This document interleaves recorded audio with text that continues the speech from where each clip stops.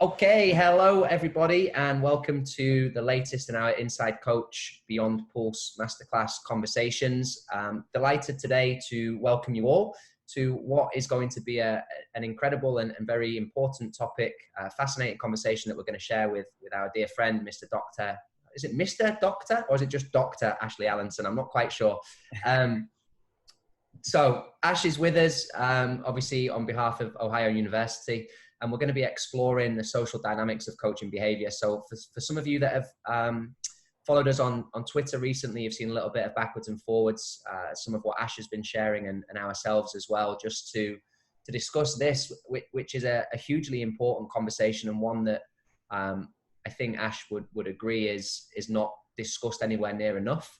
So it's something that we hope you find of great interest and real benefit. The way that this will be done, Ash will present on a few slides heavily around engagement, and it's not going to be text heavy. It's going to be a lot of conversation that will be shared between the three of us. Obviously, Mr. Mark Wilson is alongside me, Tom Shields, as always with this. And then what we can do is those that are joining us live, if you want to pop up in the chat or the Q&A tab, you'll be able to pose any questions that you might have to Ash as we go through this, or to ourselves, and we can try and turn the conversation over there. But thank you for being here. Obviously, as people leave lockdown and re-enter their new normal, we do appreciate you taking the time out of your day, and whether you're catching it now here live with us or on demand, as always, your support of Beyond Pulse and what we're trying to do is greatly appreciated. So without further ado, Ash, thank you so much for sharing your time with us today, mate.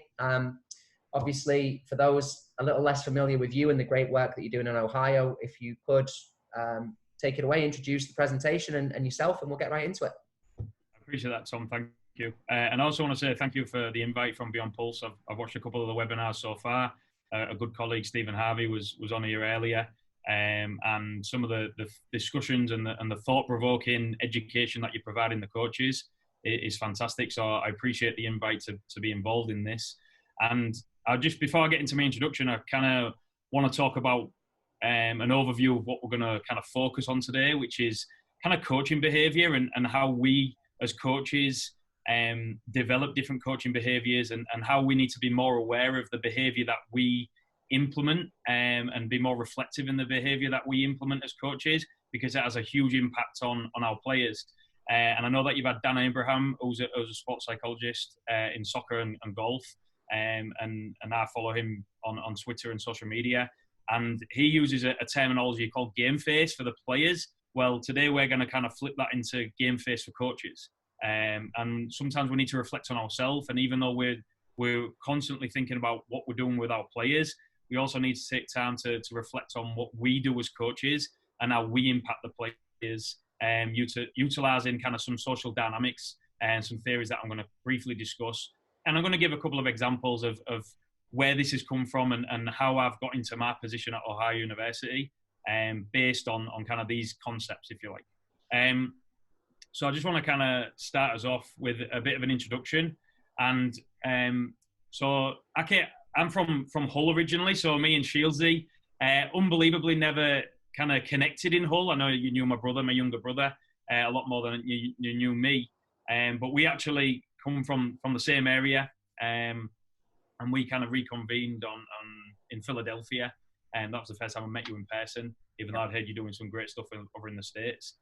So I was as a player, I played for the Hull City Academy right until I was 19 years old. So I was fortunate to go through kind of the academy setup, and from like 9 years old, I did have a brief stint at Leeds United between under 12 and under 14.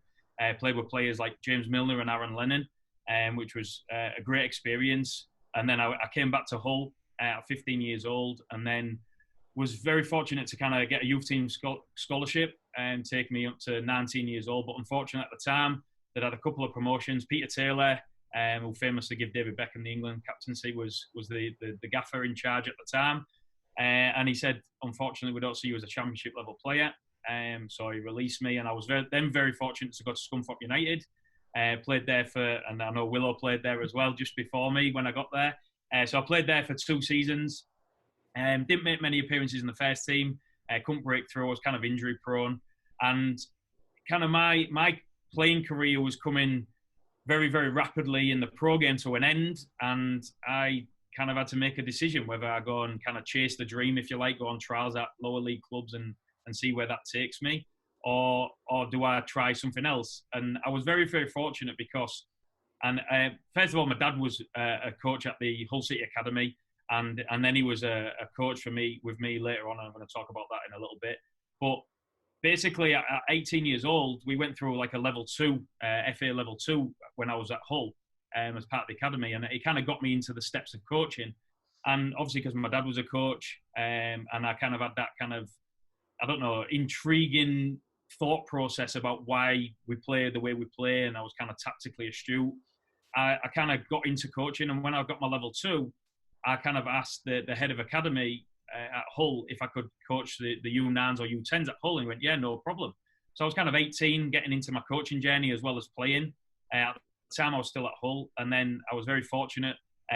While being at Hull and the academy, they put me through the UEFA B, and I quickly got that. So I was like 19 years old, getting my UEFA B license, which looking back now is a pretty big deal, but kind of at the time, because you're in the pro game and you're surrounded with all these A licensed coaches, it was just I kind of focused on playing, and I didn't realise how big of an achievement it was at the time. So I was playing for Scunthorpe, coaching for Hull.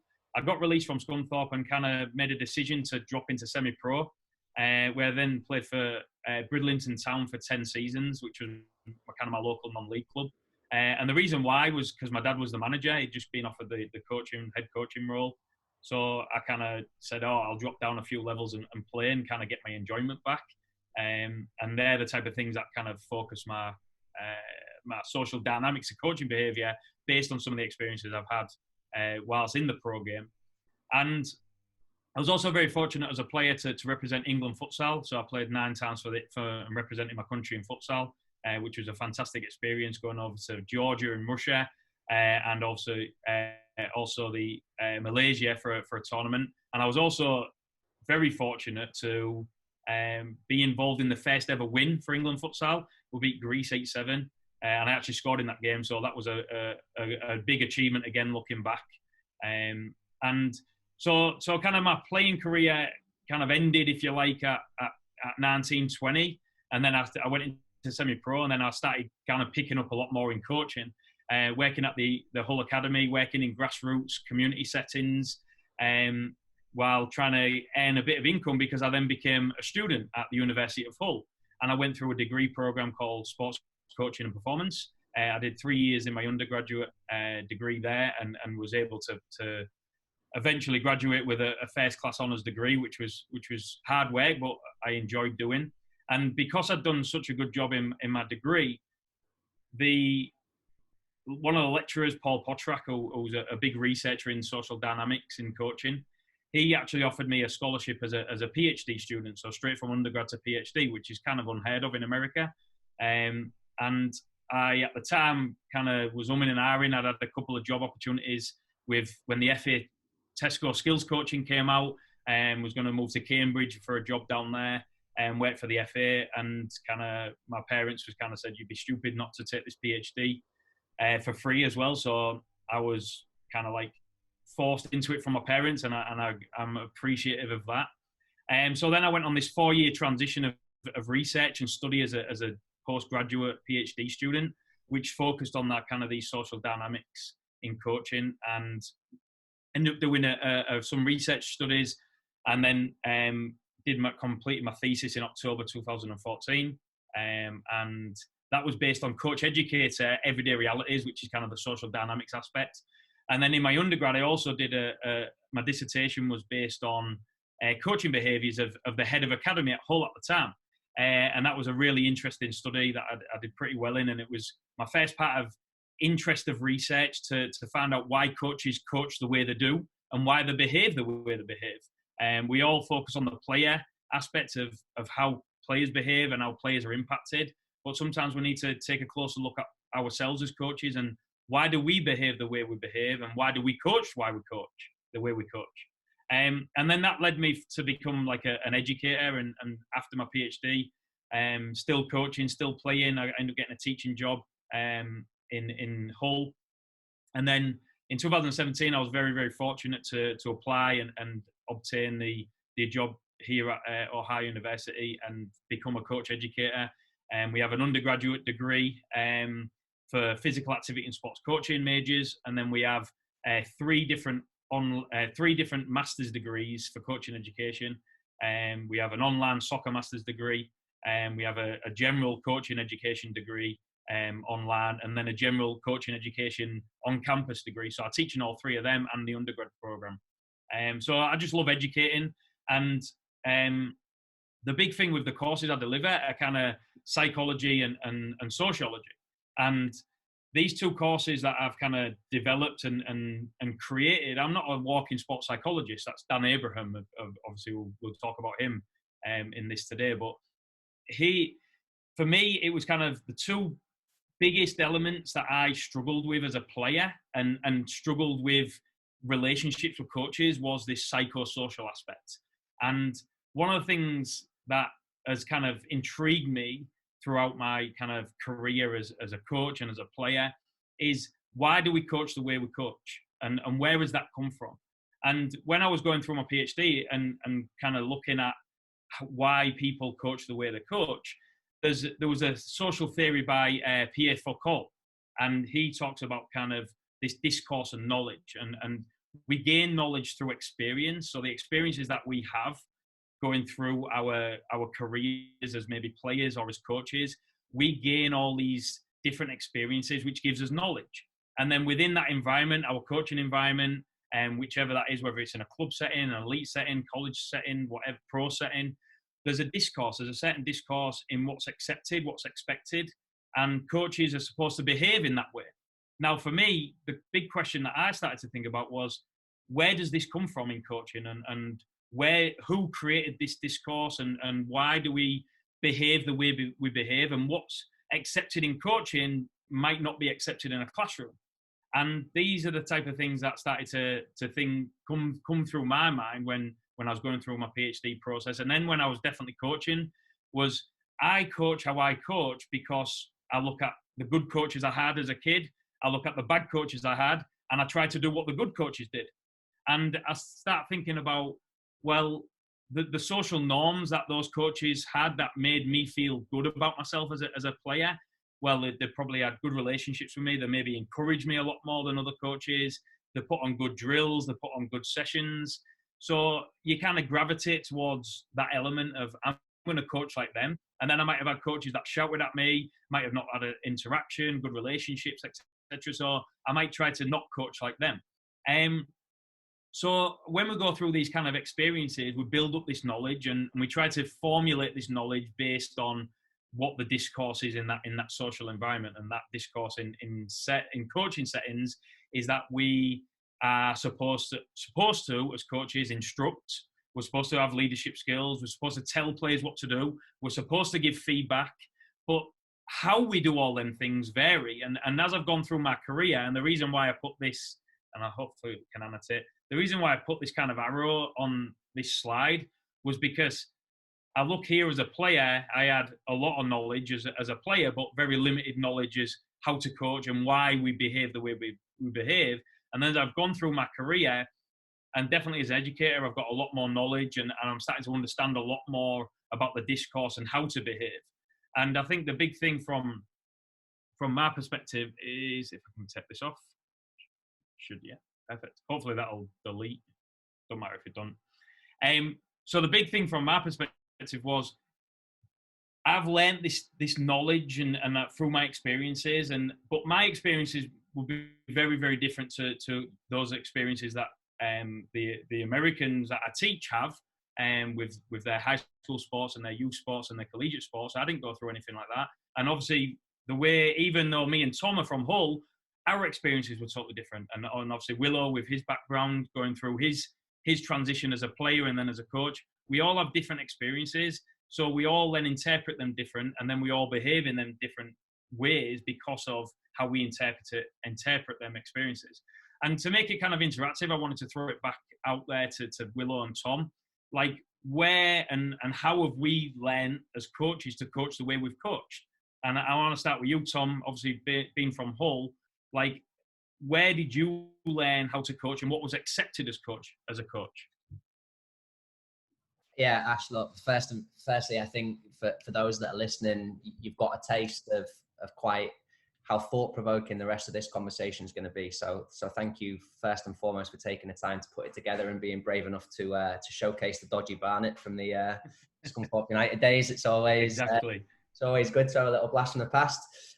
Look, I think for me, there's similar to what you're saying, from playing into coaching and then more moving towards formal education, the understanding of why and how. Like, I was asked to do this on a postgrad class at Leeds Met. Obviously, we said we have similar backgrounds, but different backgrounds at the same time. And I put a lot to my time within formal academia as the kind of coming together of understanding, you know, why perhaps what I'd always done or thought I enjoyed as a player, or what I tried to do as a coach, why it started to make sense. So it was going out and finding the formal kind of, whether it's theory that underpins stuff, or just the more that you, I guess I'll take a step back. We use a lot of jargon and cliche, I guess, in these conversations, but one that always sticks with me is you only know what you know. You don't know what you don't know, right? So at a time where you haven't explored some of the theoretical base, where you haven't read Paul Potrak's work on coach behaviors, where you haven't listened to Dr. Harvey or researched some of the stuff on games-based approaches to teaching, you don't know the value or the intentionality of why sessions are constructed in the way they are, or interventions are delivered in the way they are, or coaches behaving the way that they do. You're making assumptions based on, like you said, Ash, the way that you feel or felt personally as a player receiving it. So it made sense to do it, but I don't know more than just that gut instinct. I didn't know why. So for me, a lot of it was when, from an academic perspective, that rationale and that understanding started to kind of, the penny dropped. And then it's interesting that the soccer coach education for me, obviously I've been through every license in the US, and there isn't as much in a soccer specific educational capacity than obviously you teach on a master's program in Ohio that I received as an undergrad and postgrad in the UK.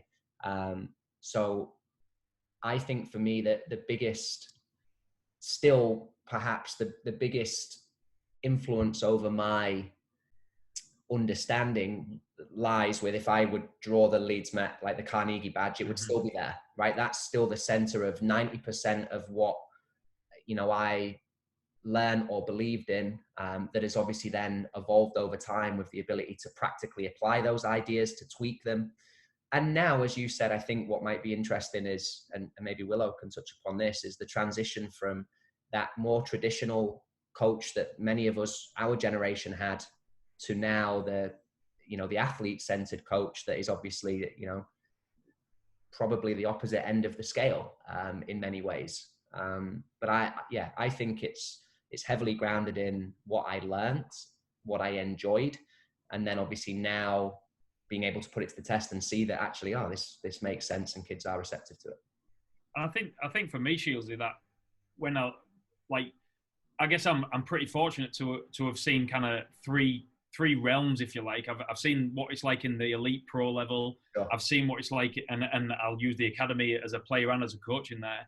I've seen what it's like at the academic level, and I've seen what it's like at kind of the grassroots level, and actually doing it myself.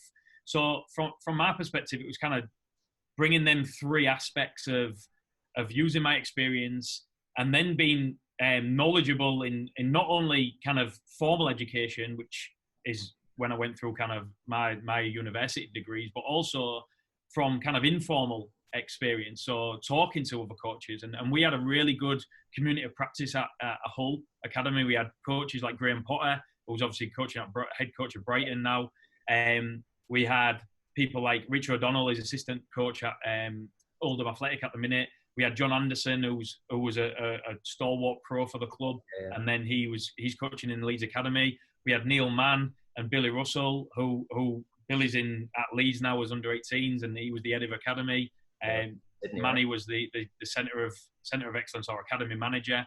We had and then we had great like B and A licensed coaches, and then we had a really good set of youth as well. Like with 24, 25, we had people like Russ Fry who come through the club, made professional appearances. We had myself, we had my brother, and then we had my dad. So we had a bit of an Allanson connection, and we all talked. And this we had monthly meetings where we would talk about certain aspects, but it all came back to kind of this psychosocial aspect that we don't really focus on and gets neglected in coaching.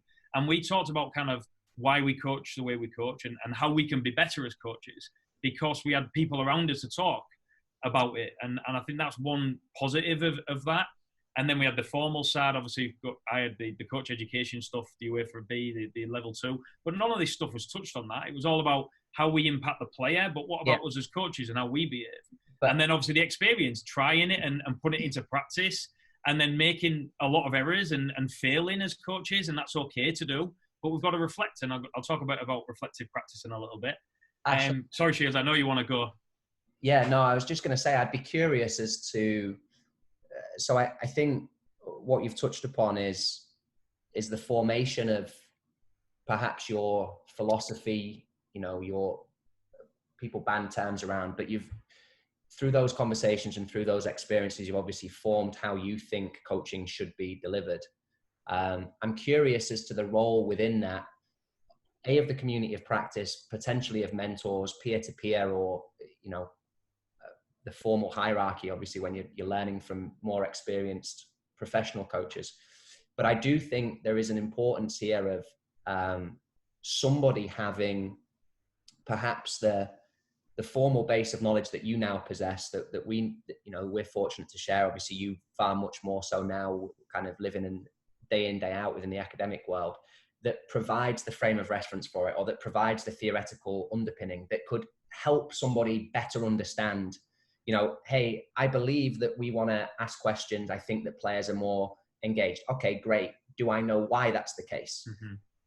And I think the blend is brilliant, right? And that the blend is kind of, so I'm just curious, within the group that you referenced, obviously UEFA licensed coaches, but how many of them, and maybe the answer is zero, how many of them kind of explored, an understanding of coach behaviors on a theoretical level, like you now know it, or were you actually the person who facilitated those types of conversations? I'd say there was minimal that kind of knew about it in terms of, and to be honest with you, the one person that went and really delved into kind of academic research, even though he'd never went into like kind of academia, was Graham Potter. And you look at the success story he's had. Obviously he was based at Hull, the University of Hull, like doing football development. Then he moved to Carnegie and at Leeds, and he built his kind of coaching resume, doing stuff in the academic world, where he got these he did his masters with us, right? So when he was at Leeds Met, he was, and he delved into kind of that thought process with players in the university setting that was able to buy into something that he was able to promote and create a philosophy, create a culture. And then when he obviously then went to Sweden, he took a couple of players with him, but then he built that culture and he had success, and he's now going to try and do that at Brighton, and he did it at Swansea.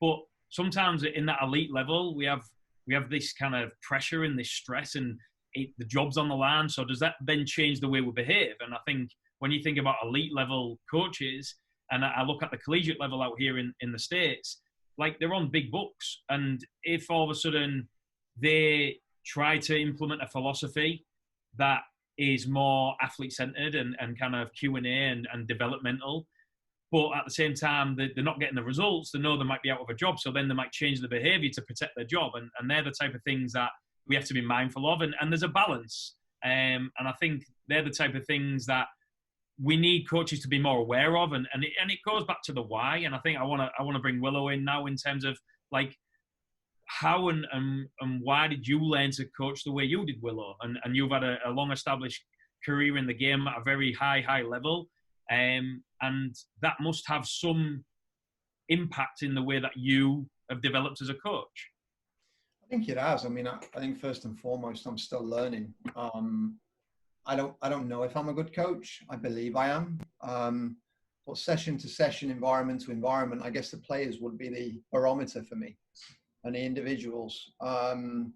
Yeah, I've had the good fortune to be around Eric Harrison, Paul McGuinness, Mike Phelan, Sir Alex Ferguson, Steve Round, Steve McLaren, like David Platt, Howard Wilkinson, the list goes on. Yet I always find myself going fast forwarding from being 16 to 26, 27 when I joined Doncaster Rovers. I met two individuals. One was Richard O'Kelly, who's the assistant manager at Villa right now, and the other is Sean O'Driscoll. They both helped me understand the first layer of me exploring what coaching really is. They were the first coaches really that got me to ask very simple questions about why I would do certain things in training, and then how I would relate that to a game. And I'd never really done that. And it's almost hard to believe when I share this story with people, but all the way through United and Middlesbrough, I never got the depth of coaching I got at that I got at Doncaster Rovers under Sean and Richard. And they were the two individuals that impacted me the most on how can I get the people I interact with to think about why they're doing what they're doing. And that was as a player on the field, as part of a unit, as part of a collective. How does my individual role impact other players? Down to things like, who do I receive the ball from more in a game? And who do I then connect with more based on whatever role I was an anchor in midfielder at that point? So just little things like that. And then fast forwarding to me becoming a director of coaching after getting my B license. I honestly look back on that 3 years, and I say this all the time, and Shieldsy hears me. I was woefully unprepared and undertrained to lead a staff of, I don't know, 30 or 40, maybe a few more if you go across the national branches, a New York Stars Premier. But what I did well was build relationships. And that's always been at the heart of what's been one of the values for me personally that's helped me, one, get along with people, but two, be in a position to learn from them as well. So when I think about being around Tom Shields, when I think about being around Matt Saul, when I think about being around Michael Supp, you know, names that you wouldn't associate with a professional game, Dr. Harvey, you know, people like that. I'm getting more from that sometimes than I did from the early part of my game. And it's all through the value of, you see the picture with Jurgen Klopp and Firmino, it's all through that piece. So the theoretical bits of this are critical. For me, I have to know them. I don't have to understand my principles, my rules, my strategies, my coaching philosophy, my mission statement, my vision statement. That has to be deep rooted and embedded. But the real kind of evolution of me as a coach and as a person comes from that picture you've got at the bottom, Ash, in my opinion. And I'm still continuing to learn from some very, very intelligent, bright and good people, and not necessarily from the professional game. And I think you hit a great point there, Willow, where you look at Klopp and what he's done with Liverpool, and he kind of got ridiculed for hugging players, right, when he first came, and you look at the success he's had, and it's about buy-in. And when you look at these top coaches, and when you watch kind of the Michael Jordan documentaries, and you're watching all these documentaries out there at the minute, it all comes back to this social aspect and this relationship building.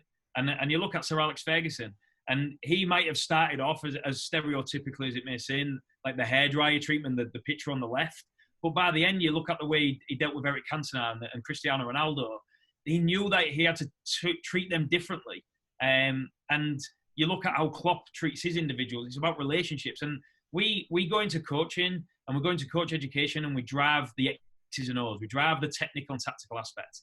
And actually, when you look at the most successful coaches, don't get me wrong, they have an unbelievable knowledge of tactics and techniques and how to play the game and how to win, if that's at the elite level, or how to develop at the youth level. But actually, the best coaches, the ones that rise to the top, are the ones that build the relationships. And this is something that I have based my coaching philosophy on basically since being 18 years old, where the head of academy at Hull at the time, we butted heads. We didn't have the greatest relationship.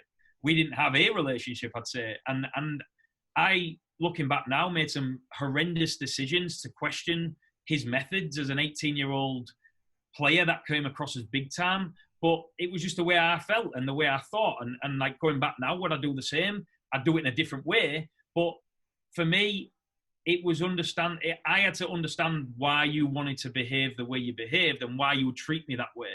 And it goes back to kind of this psychosocial aspect. As a player, it was the one thing I struggled with, and I didn't thrive in the pro game. But in the university setting, in the semi-pro setting, it was what I did so well and why I probably had a successful-ish semi-professional career and a successful-ish academic career so far. And maybe not the greatest coaching career, but I've worked in some elite environments and I'm developing all the time. And I've worked in kind of a high school setting now where I'm working with a varsity girls team. And it just gives me a different aspect because I've got to learn how to deal with relationships to working with girls as opposed to working with elite players or men, like I had to when I was a player coach in the semi-pro game at 26, 27 years old. So this relationship, the X's and O's, and for me, the 11-a-side game doesn't change. It's two teams, 11 on each side, directional 2 goals. That's the game. But what makes the difference between how we play and how our players are affected and impacted is the relationships and the way that I behave as a coach. And if I can behave in a positive way, that's going to impact our athletes positively, you've got more chance of success. And long-term success, not short-term success, long-term success. And in youth sport, that's important to develop and keep that development of them players. And I use Dan Abraham's image here where we look at the 4-corner model of the FA. And I went through this, like the technical, the tactical, the physical, and the psychosocial. And I remember being on a coach education course going through the FA youth modules when they first came out. And we had to deliver and design sessions on what we'd normally do, the technical and tactical and physical aspect, but how are we implementing this psychosocial aspect? And we all the coaches, elite level coaches, we all struggled with it. We all struggle with how are we impacting our athletes and our players with this corner. And then I saw Dan posted this a few months ago and kind of like created this model himself. And I'm thinking, it's not about the psychosocial being an extra box of 4. Actually, the psychosocial engulfs the technical, tactical, and physical. Like whatever I coach technically, how I coach that is going to have an impact on the psych and social of my players.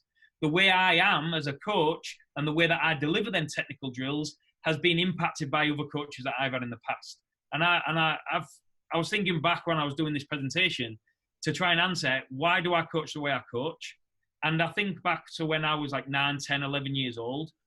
The coaching sessions that I was involved in was we did technical skills and drills all session. And then if you did it well or you behaved, we got a game for 10 minutes at the end.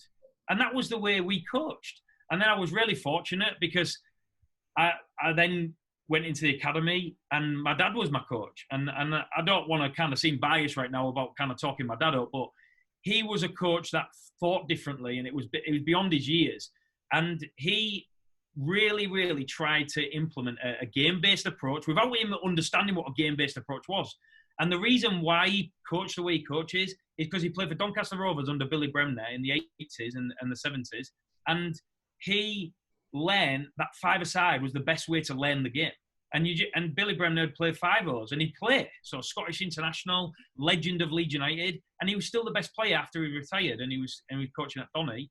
And my dad was like, if I'm going to take anything, I'm going to take what Billy Bremner taught me as a young pro and I'm going to implement it as a coach. And that's his kind of philosophy. And then being his son, I obviously developed a lot of my own philosophy from him. But then being in education, I've kind of developed different philosophies that are different to my dad. And my dad was my coach at Bridlington for 6 years. And there was times we clashed about philosophy, but then there was times where we was on the same wavelength and we had a really successful time there. But this psychosocial aspect is key. And when I look at some of the research that I've delved into, where I've looked at the impact what we have as coaches, there was a study by Hollenbach and Amoros in 2005, and they looked at kind of motivation with players and athletes. And they said that coaches that use more democratic style, so problem-based, question and answer, game-based approaches, they created more motivation of the players because of the way that the coach behaved in the sessions that they implemented. So using kind of relaxing Q&A style and more problem-based learning styles, as opposed to telling the players what to do, allowed for more motivation in the players compared to an autocratic style. So a coach telling the players what to do constantly, controlling the environment, not really getting the players involved in conversation, but basically telling them this is what we're going to do and go and do it. Now, there is a place in coaching for that. And I do think that's why there's a spectrum from democratic to autocratic, where we can go along the spectrum. We can sometimes have to instruct and we have to inform. And we have to do that in terms of feedback sometimes. But if we do that all the time, we're not going to have as motivational players. And then there's another study and this was a long time ago in '92, by Keno and Williams. And they looked at how coaching behaviours impacted anxiety and confidence in players. And they basically found out that when players found the coach to be more stressed, the players were a lot more nervous and a lot more anxiety. And you think about when coaches are more stressed. And for me, it's kind of like when it's bigger games, when there's bigger tournaments coming up, when there's a higher expectation, all of a sudden then coaches sometimes change their behaviours, which then impacts their athletes. And a story that I have with my dad was when he was my coach at Brid. We went into an FA Vise game against a decent Northern team. I think it was Spennymoor or Whitley Bay. And I think they went on and won the Vise that year. And we changed everything. We went in, was doing well in the league. We started the first 10 games, unbeaten, top of the league, performing fantastically well. All of a sudden, this big team came and everything in training changed. Instead of it being the normal 8v8s that we was doing, we did some tactical shape. And these are semi-pro kids that were training twice a week and were working long hours during the day. We loved the 8-a-side stuff and we loved the drills that he put on because it was kind of this release from our normal jobs. And then we come into practice and we'd love training. And then all of a sudden, this one Thursday before the game on the Saturday, he totally changed. He said we worked on set pieces, we worked on shape, we worked on defensive shape. We changed from a 4-3-3 to a 4-5-1. We wanted to play our wingers further back. And all of a sudden, we went into the game, we got beat 5-0. And it was, and it's not, he isn't to blame, obviously, and we're partly to blame as players, but the stress levels of him as a coach totally changed because of the environment that was going into. An away game at a big team that we didn't have much expectation. And the learning curve from him was that he would then change when we played bigger teams, he'd be more relaxed. So then that way we wouldn't have to we wouldn't feel as anxious and as nervous, and we might actually be more confident and we might go and get an upset. So it's amazing that when we change behaviours, we have an impact on our athlete's psychology. So we've got to really be mindful that the more stress we put on or we feel that we're under, it does transfer to our players. So we've got to try and take that stress away from our players by trying to keep in control. And I'm going to talk a little bit about kind of how our body language and our communication, our triggers can affect that. Matt, did you want to kind of touch on anything there? Yeah, I just want to jump in because I've been searching for behavior, like indicators, and reading books on behavior change. And then I read a really interesting book called Leadership and Self-Deception. And it talks about behavior changes can fool you. So the real indicator for somebody buying into your why has to be a change of state of mind. Because there are individuals who can look at you, listen to you and say, I know what he wants, so I'm going to act this way. And I'm going to do this and I'm going to do that. And they change their normal behavior to fit your narrative. But it doesn't necessarily mean they've bought in. Mm-hmm. So from a coaching perspective, when you're looking for that behavior change, one, is there a layer that comes first of, I need your mentality to change? And what are the indicators over time? And that's probably the way to measure it. Has your behavior actually changed? What do you look for in individuals, players or coaches? Let's actually stick with coaches that show that their state of mind has been changed. That leads to, let's call it, better behaviors, putting a broad stroke over it. Well, I think that goes back to a theory that we use called impression management. And the Goffman in 59, like a long time ago, created this concept where we impression manage our audience. So what we do as coaches is we try to create an impression on our players. Now, what he did say was that this isn't sustainable over time if we're constantly changing and acting as coaches in order to get what we want from our players, because it's not authentic. And then there's another theorist that look at it from an emotional perspective called Hochschild. Now, these two theories is what derive my PhD. So we look at kind of the impression management and the acting, and then the emotion behind the acting. And Hochschild brought out this theory where it's the inauthenticity of the self. So basically, are we portraying emotions in the way that we believe and that are true to us as people? And one of the things what you kind of mentioned there, Willow, for me, is we can have slight behavior changes every now and again, but if they're inauthentic and our players know they're inauthentic because it's totally going against the grain to what we normally do, they're not going to buy into that. And that's the example I use with my dad, for instance. That is something that could then occur because that's not what we're norm. That's not the norm. That's what we're not what we're used to. So we see that, and then when there's a change in behavior that way, we're not going to buy into that because it's not the norm. But when you're looking over kind of long-term sustainability, that comes and derives in our culture and our philosophy that we have to set from the onset. And I talk here at Ohio, where we've got collegiate coaches or wannabe collegiate coaches, and recruiting's massive in college sport. And we talk in this class especially about how do we recruit. Do you want to put this false portrayal on? This is what our program can offer. This is what we want, to try and get them to buy in to begin with. And then they might choose us over a different university. But then once they're in and we're not giving them what we have just sold to them, as like salesmen, if you like, we're trying to get them into our environment. And then if we go against everything that we've just told them to get in our environment, they're going to just go, no, I don't fancy this, and want to transfer. So that inauthenticity then can come out very quickly, because people aren't stupid. We're not stupid. We understand where we belong and what the norm is of an environment.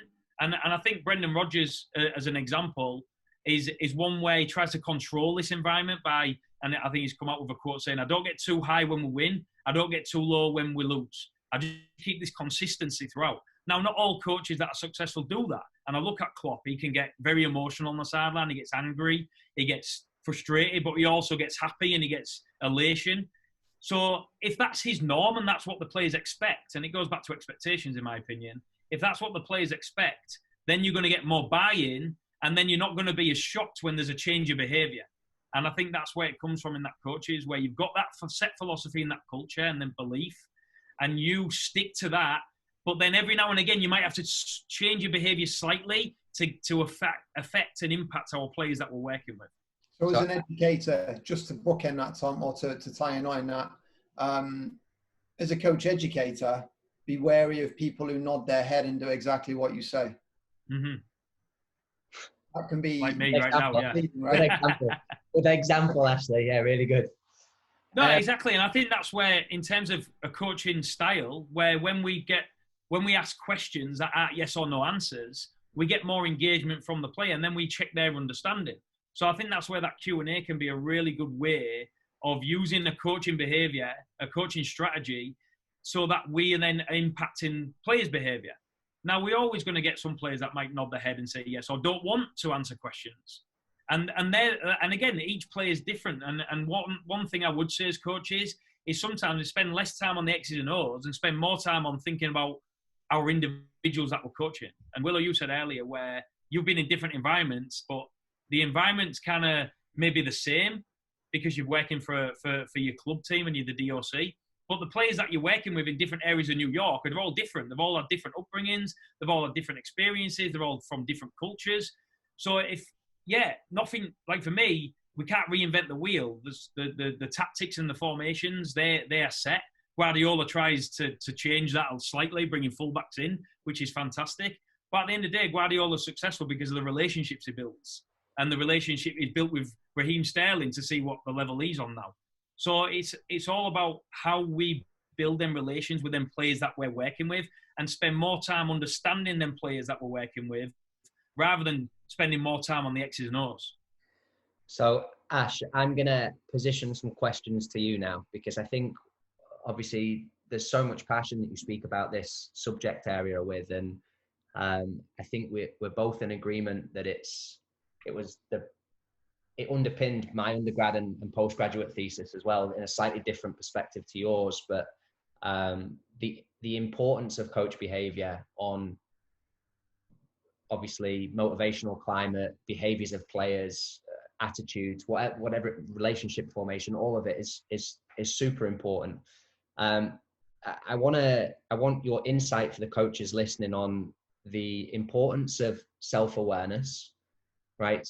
The importance of the intentionality of your coaching behaviors. So knowing the authenticity that you referenced, but more specifically knowing why you're doing what you're doing, and having a reason and an understanding behind, every action. And now I think understanding that every word and the way that you frame things can have an everlasting impression. And sometimes we don't appreciate enough the power of our words. But to every coach listening, that is something that I think the awareness of what you're saying, how you're saying it, when you're saying it, you've obviously got here the tone and emotion that you speak with. I think that's critically important. And it goes back to, for me, you started to touch upon some of the motivational theories, and a big one that I reference a lot is self-determination theory, and how that concept actually is what I term a hidden curriculum in how I deliver. All of my behaviors are rooted in knowing how to try and facilitate feelings of autonomy or competence or relatedness in players, because of what it then provides the athletes from their perspective, from their motivational perspective. So my questions are, how important is it for coaches to know what they're trying to achieve? How then, by doing the research and understanding and experience and conversations, how it's best achieved? And then how do you teach people?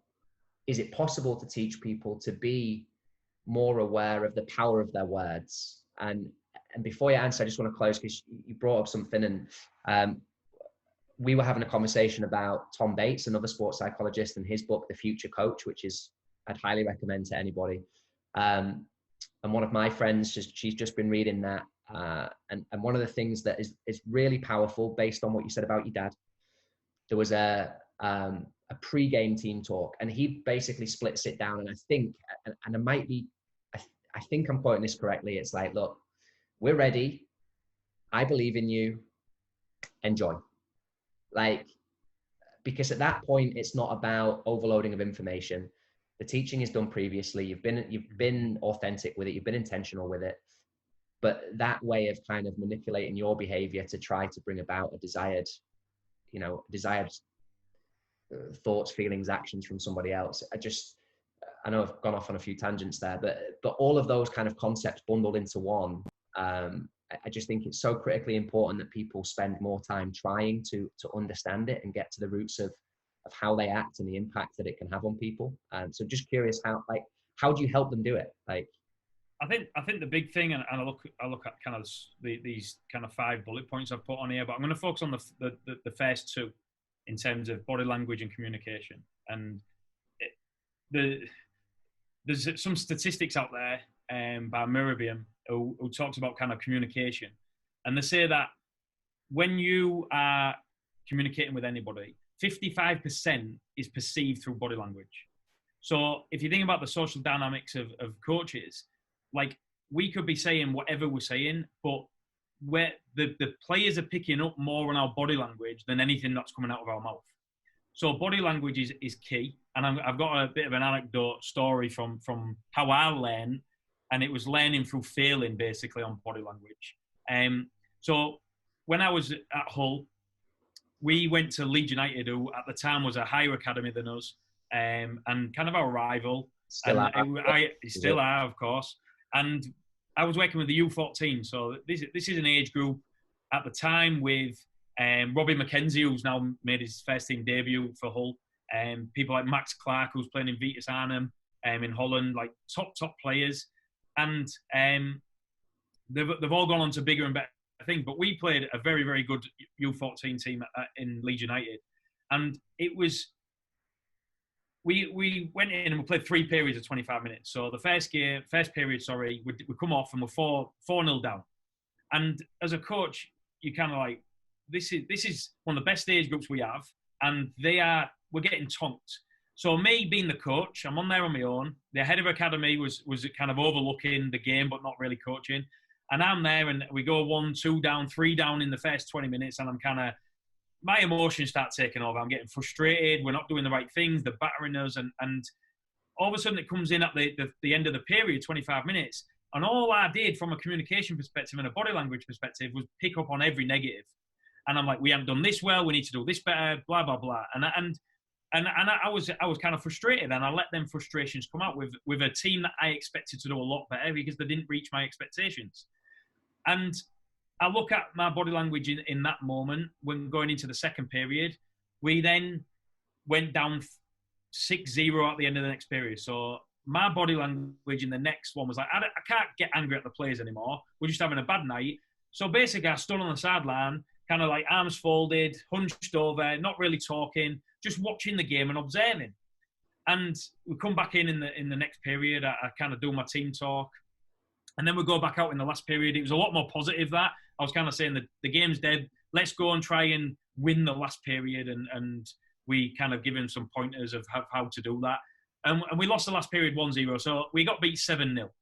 Anyway, I do the team talk. We do what we all do as coaches in that environment. We sit them down. We talk about what's going wrong. We've all been there and done it. Anyway, the players mooch off to the dressing room, and you can tell that they're unhappy. The shoulders are hunched. And the head of academy comes up to me, and I have a conversation with him. And he starts talking to me as a coach and saying, like, how did you think your performance was as a coach? I was like, well, I'm not interested in my performance. I'm interested in the players' performance. He said, no, but I'm interested in your performance. And he basically said that my body language was partly the result of what occurred. And that second period, he said, because my body language was kind of slumped over, looked defeatist, the players picked up on it off the pitch and on the pitch. So as a coach, as a leader, if I'm not portraying the right body language, even though we're losing 5-6-0, then it's going to impact the players. And they might have thought the coach don't care, or the coach is mad at us, or et cetera, et cetera. But that had an impact on the psychological aspect of our players, and they partly give up because I give up. So when we talk about motivation theory, like if I'm not going to implement that motivation as externally and extrinsically, like a coach is supposed to do, yeah, we want intrinsically motivated players. Yeah, we want them to go on, but sometimes players at every single level and at any level, they will look for that extrinsic motivator. And even there could be the most intrinsically motivated player, at times we need to dangle a carrot for him to be even more motivated. And one of the things that within this psychosocial aspect is how as coaches do we kind of implement that in our practice designs? Obviously, we look at game-based coaching, extra points, more goals, whatever, 2 balls that you get rewards, whatever it's going to be that we've all done in small-sided games. But as a coach, in terms of our behaviour, how is our behaviour going to impact them negatively with motivation? So if our body language is more positive, no matter what the result is and what the outcome is, because we're looking at the development, then they then might be extrinsically motivated to then be more intrinsically motivated. So that from a body language, that story stuck with me, and it's something that I implement constantly because I feel body language is such a big element of coaching. And if my body language is more positive, then the players might feel less anxiety, more confident to then go and be better players and try more risks. And I look at, and one of the things you mentioned earlier when you're asking how I might do that is, and I've all done it, we've all done it as coaches, a player makes a pass that they see and we're on the sideline and we give away possession. We might not say anything, but we might go, so straight away, our body, if they see that, and think about how many players you coach that look to the bench when they make a mistake. Sure. And all of a sudden then, if we as coaches represent a negative body language because we're a little bit frustrated they made an error, imagine what the impact on their psyche is. It's going to be a lot higher. And then if they make the next error and the next error, and we constantly, even though we're not saying anything, our body language might portray that we're unhappy with them, then first and foremost, their psychology, their confidence, their motivation might dip just because of our body language. And Ash, so that's... I think what you've what you've touched upon. It's a slight pivot. We obviously, as a company, we have active participation as one of our primary metrics, and it's based on the knowledge that, you know, many professional coaches who are paid to do their job in this country are coaching multiple sessions a night, coaching multiple teams on a weekend. And ultimately, as humans, what happens in the first session will probably impact the second session. And if it's compounded again, well, for no fault of the kids in the third session, they're getting a coach who's just head might be away. And it goes down to emotion, right? It goes down to emotion. So we use that from a metric of, okay, how can you continue to make sure that your level of engagement stays high? But I think what you touched upon there is more specifically, and you referenced earlier, college coaches who, you know, I've been in Division I collegiate environments where it's very evident that the administrative pressure, the coaches are coming to the field with that. So it's, you know, they're like a tightly strung elastic band that's ready to snap. Mm-hmm. Through no fault of the players. And Willow, you've probably had it, you know, at a, you know, bad press conference, bad meeting with the chief exec, whatever it might be. But understanding that again goes down to self-awareness, intentionality of behaviors, emotional control, self-constraint, all of these things that aren't taught on coaching courses. And obviously we preface this conversation with, this is a dialogue that isn't given enough, but that's a real world example. And I'm sure people listening are like, yeah, crap, I've done that. And, you know, I just think it's, what you're speaking about is something that could have such a significant impact on psyche, enjoyment, motivational climate. And really it's not too difficult. It's you being a grown adult that can control their response to something that's not quite going in their favor. But understanding the power of it is massive. 100%. Can I just interject here a little? I'll try and be concise. What would you say if you said no? Yeah, you cut me off. Yeah, I think about what's part of your value system. So whether learning and performance are two different things, right? Learning is a change in behavior and knowledge over time. Performance is a fluctuating element. And a lot of the times, depending on where your value system is, your body language will reflect that. And a lot of coaches, I don't want to sound derogatory, but they look at a performance of, oh, he's learned something. Well, how long have you measured that for? And then when that kid or, you know, when that player, that girl or boy underperforms, all of a sudden the body language drops. And what did they forget what they learned? So it's where, I think it's attached to where your value system lies. And I'm, you know, we could go on about that for another 2 or 3 hours in terms of layers. But the second thing I want to say is, when I think about the past and environments I've been in that have been very, very successful, in the background, United, Middlesbrough, once they got their culture set, Doncaster, over time, you know, it wasn't always positive. Mm-hmm. And this is a point, I think, you know, Badge, Paul Fernie, we went on a journey for 5 years, and I think he was 21 years old at the time, but he was one of the first people to help me realize the difference between performance and learning. But also that everything that a coach or manager says, or even players say to each other, doesn't have to be positive to get the response or reaction sometimes you're looking for in the moment, in the right context. And sometimes it's about that test of character. And I think this is definitely level-based and ability-based, age-based as well. I'd say it's expectation-based, Willow. Yeah. Expectation-based. For sure. And sometimes a manager like Eric Harrison and Sir Alex Ferguson would stand at the cliff and bang on the window and stand there with their arms folded when he gave a pass away. So very dictatorial, authoritarian. And you've got somebody like Sean O'Driscoll who would almost make you feel the same way by asking you a question of, why did you do that? If you made a mistake, two very different ways to get you to react. Mm-hmm. I value one more than the other. And Sean was much more impactful on me, I think, from my development. But it wasn't said it was just a question posed. Sean would stand there, sometimes a little stern face, and go, why did you do that?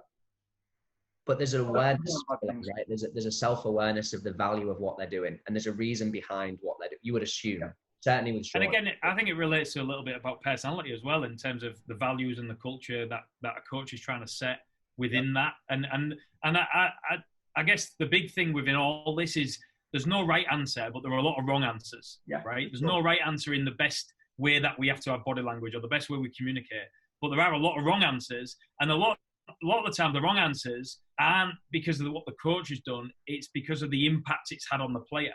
So it goes back to what kind of you mentioned earlier, Willow, and something that I said is we've got to know our players. Like Alex Ferguson banging on a window and folding his arms might have a positive effect on one individual, but have a really negative effect on another individual.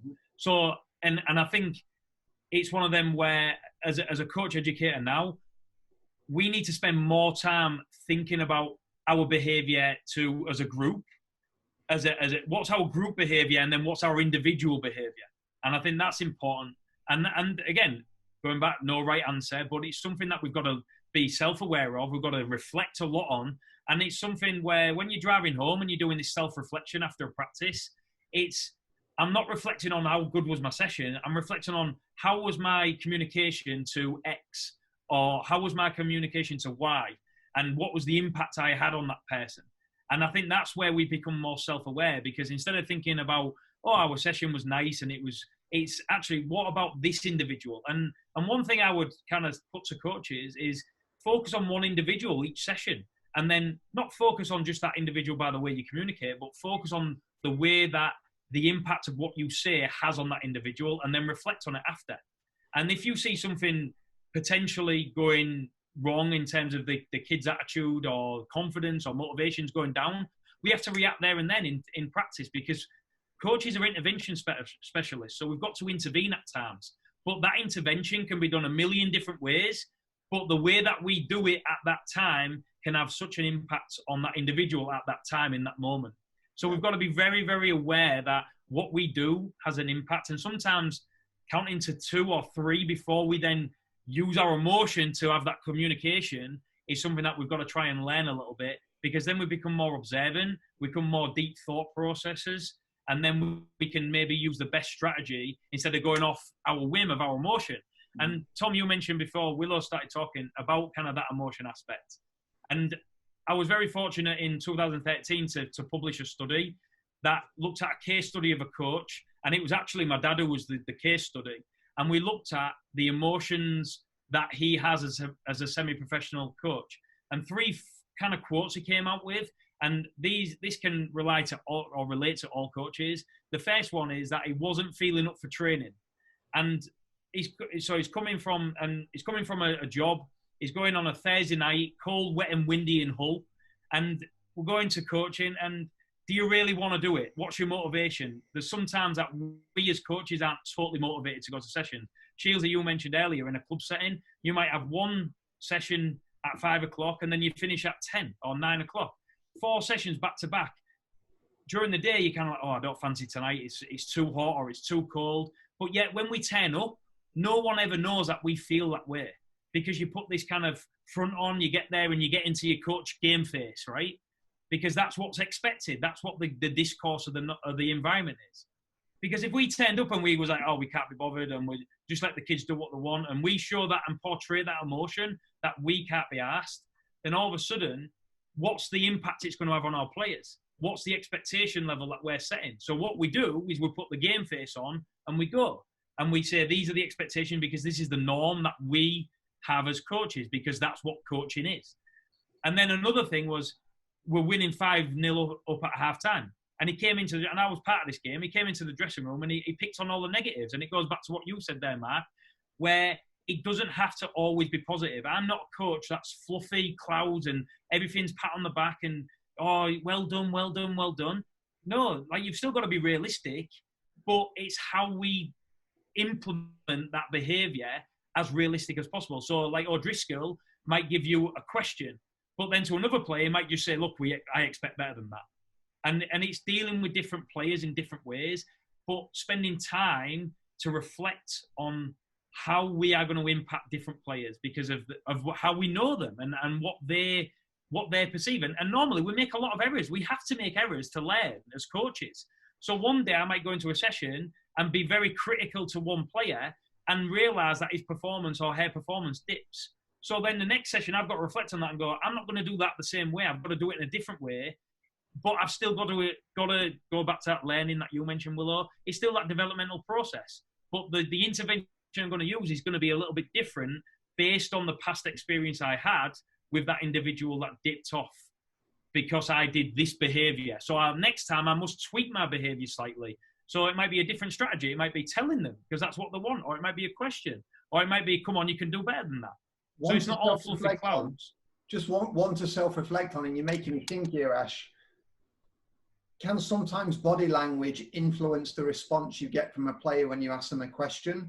And is it sometimes, I know we're taking up your time, mate, and is it sometimes better to remain neutral with body language when you're searching or helping the player or coach search for an answer that you need to come from them? Well, it's interesting you say that, because when you think some individuals where you ask the question, and I think back to when I was a player, there was a coach that I had that would ask me a question. I'd always try and give him the answer I thought he wanted instead of the answer that I was going to give because of a bit of fear and a bit of anxiety. So I think the body language perspective, we try and be as neutral as possible. But that might be difficult because we're not emotionless beings, right? We're humans. There are emotions involved. So I think, again, if we're trying to, I would say try to be more positive body language than negative. And sometimes they may need a bit more assistance in the question and answer. And if we've got a bit of a more approachable body language, a bit more open, more of a friendly manner, you might get an answer that they want to give you, which then gives us more understanding about that individual as opposed to a yes sir answer all the time. And I think it's a tough one, and it's a learning curve. Like I said, there's no right answer. And again, it goes on the individual. Some individuals that I've coached don't even like being questioned. And I want to draw that knowledge out of them, but they'd rather be told what to do. So it's kind of like, I'm a very question answer type of coach, but to one individual, I might have to just tell them what's needed because that's how they learn. But again, Ash, so I think on that point, it's, you said earlier that, I can't remember the phrase that you used, but it's not always going to be, the behaviors that you choose to emit are not always going to be consistent, right? It's not going to be the same over and over and over again. There's a philosophy that's consistent, but understanding the individual needs and how you can therefore maximize the learning and development of each player in your care that's why coaching is so difficult, right? To facilitate individual development in a team setting. Because hardest part of coaching. Yeah, because one model won't fit all. So having but again, the self-awareness, the understanding of what the expected outcome is of an intervention is so critically important. Like I guess the message to the coaches is don't waste opportunities to kind of have that impact, and don't, not that you need to know exactly what the response is going to be, but have an idea, have an indication of, hey, when I react in this way, it may facilitate this. When I speak in this tone, I may get that. And Mark, I think to your point on behavior, onto body language, you can almost, we're chameleons, but we're not chameleons. I think you can ask a question, but if you go back to the insincerity or the lack of authenticity, Ash, that you spoke with earlier, you can give away how you're feeling just by the way that your intonation, your tone, all of that stuff. Ash, I'm really cautious, mate, that we're almost 75 minutes in. I don't know what you've got to go through. This is fantastic, and I know the three of us can keep talking. I just want to. I'm conscious of your time. I think the one thing I'll just touch on quickly is, from a communication perspective, like 7% is what we, as an estimation number, 7% is what we perceive as individuals in terms of words that come out of our mouth. So for me, the communication is so key, where in coaching, triggers are the best thing, because the less we talk and the more quick trigger that we get out, they're not even understanding the long kind of feedbacks that we're giving. So we've got to try and change that, and tone and the type of tone that we use and the voice that we use is 37%. So this statistical numbers for me is body language is where we're going to get the most impact, then the tone of voice that we use, and then finally the word that we use. So even though we're trying to be positive, if we portray it in a negative tone or a critical tone, they've already switched off. So sometimes we've got to think about, again, that self-awareness of how we implement the messages. And yeah, I'm conscious of time, and if there's any questions, we're happy to answer. But I think that the thing that I would finish on is the way that we can develop as coaches to do this is record ourselves, record our behavior, because the camera doesn't lie. And there was a study done by Chris Cushion and Partington in 2011 that was working with academy coaches in England, where they interviewed the coaches and asked what their perception of their coaching behavior was. And they would say, this was what my behavior was. And then once they'd done the observations, where I can't remember if it was recorded or the researcher was observing, the observation that the data that they collected showed totally different. So the perception of what you think you're behaving to what you're actually behaving was totally different. So actually recording yourself and seeing how you're behaving as a coach, your body language, the words that are coming out your mouth, the tone of voice can be a really good indicator of how you then might be able to adapt and change. And it's a good way to use as a self-learning tool. And again, that doesn't have to go to anybody. That can just be something that you do to self-regulate. For sure. And obviously now it's commonplace on all of the coaching courses that the content is videoed just for the power of reflection. I'm going to bookend, Ash, what you just said about tonality. Just there's some practical examples for those that are still with us. Ash spoke about the importance of tone and excitement. Obviously, being monotone is an issue in itself. So having some personality to your demeanor and interaction, but being prepared and able to get excited when good things happen, to maybe be a little bit sterner sometimes with the tone, maybe on a defending setting that's more demand oriented. Maybe if it's attack oriented and it's going to be more praise and affirmation and trying to be more, induce a little bit more sense of being relaxed and courageous. Understand that the words that you use obviously will facilitate, will bring about an impact, right, in the players that you're coaching. So again, some really great information. Mr. Dr. Harvey just popped up with carry a stopwatch as well. Actually, Dr. Harvey, we have a great tool that's called active participation that can monitor your length and frequency of interventions as well. So if you want to step forward into, yes, agreed, there we go, got it. But for exactly that reason, obviously, to try to monitor how much you're involved, what you say, for the length that you say it. All of those things bring around a greater awareness and hopefully an increase in performance from you as a coach. So I think that just on, sorry Tom, just on that with using your belts and the active participation, something that I'm a big believer in. It's interesting where, again, our coaching behaviours can impact our players in terms of that.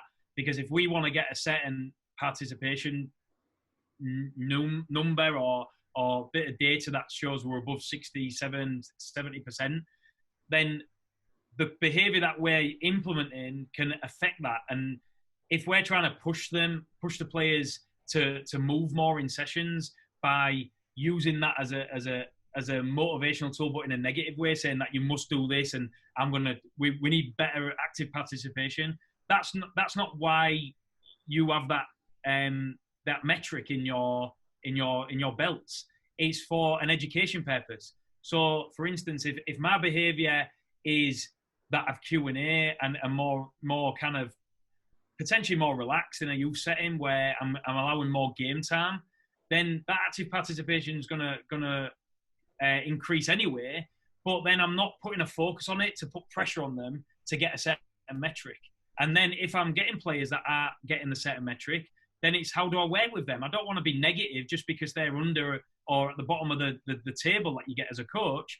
I might have to find ways of interacting with that individual to make them more active participated in the sessions, and don't use it as a negative, as a fear mongering tool. Use it as a positive, as a developmental tool. And I think that comes from, again, the communication you use, the triggers you implement, and obviously the body language you portray. And then the last thing I'd say, going off Willow's point, is sometimes we might have to be really mindful of to embed our philosophy, to have group behavior. So what is our group behavior? And that's going to be as consistent as possible. But then how we then go towards different individuals might then be very different based on their personality, based on our personality, based on their experience and our experience. But at the end of the day, we're in a team setting, and we've still got to impact the team as a whole. So we've still got to have that group behavior, in that this is the expectation and this is how I'm normally going to behave. But then with each individual, I might tweak it based on how I might want to interact with them and the impact that my interaction has with them. Sure. No, I couldn't agree more, mate. So look, we'll call it there. Ash, Dr. Allanson. That's always a bit funny saying that, but Ash, thank you so much, obviously, for sharing your time with us. Another tremendous bit of insight from obviously our friends at over at Ohio University. Obviously speaks volumes for the caliber of education that people will get there. So Ash, do me a favor, if people are interested in the master's programs or some of the courses, how can they find out more? Where can they find out more from you? Social media, formal communication, just give us some shout outs there. Or I think Twitter is Ohio Online Co-Ed, I think. I don't know if you want to, if I put it in the chat. You put me right on the spot here. But if you need anything in terms of myself, it's just allanson@ohio.edu. So you can contact me via email. We do have a website, and I'll put that in the, well, I guess if I put it on the chat, it's not going to be in the video. But it is at Ohio Coaching Ed, which is the Twitter page. And then I believe the website is ohio.edu/education/coaching education. Perfect. And a good Google search would find us as well. It's okay, mate. And obviously people can come through us if there's ever any questions, we can direct people there. But no, seriously, mate, thank you. That's something, obviously, as we said, we could speak about for hours, and definitely a hugely impactful area of coaching ed that sadly doesn't get the attention that it probably deserves. But thanks to obviously people like you and the work that you do in it, will be brought more into the mainstream focus. So sincerely, yeah, thank you for sharing your time with us. Hopefully that was as beneficial and insightful as we promised to those that were listening now or will listen on demand. I certainly enjoyed it. Willow, I'm sure you did too. So Ash, thank you on behalf of both of us and the rest of Team Beyond Pulse, and everybody that's listened now or is listening on demand. As always, thank you guys. We will be in touch next week. Just tune into Twitter, obviously, for the announcement of next week's guest, and we'll always go the back end of the weeks now on a Thursday or a Friday. So thank you everyone for being here, and enjoy your upcoming weekends, and we look forward to you joining us again soon.